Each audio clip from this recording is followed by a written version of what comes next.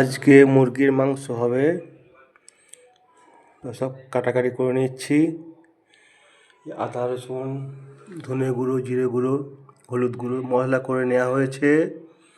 লঙ্কা পেঁয়াজ কুচানো হয়েছে, টমেটো কুচানো হয়ে গেছে, আলু কুচানো হয়ে গেছে। ফুল হিটে তেল গরম হয়ে গেছে, আলুগুলা ভেজে নেব।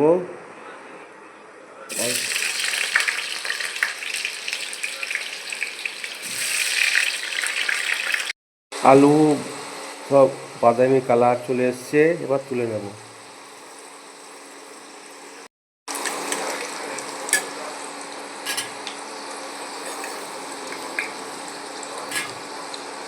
ফোড়ন দিচ্ছি জিরে, কাঁচা লঙ্কা দেওয়া হলো, এবার পেঁয়াজ কুচি দিয়ে দিচ্ছি,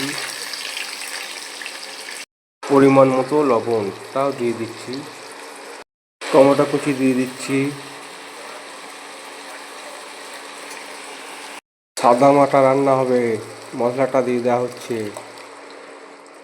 মশলাটা ভালো করে কষে নেব, তারপরে মাংস দেব।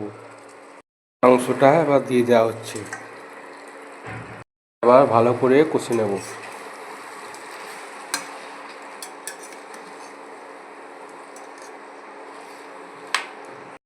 মাংস কষে নেওয়া হচ্ছে, মাংস আলু কষে নেওয়া হচ্ছে।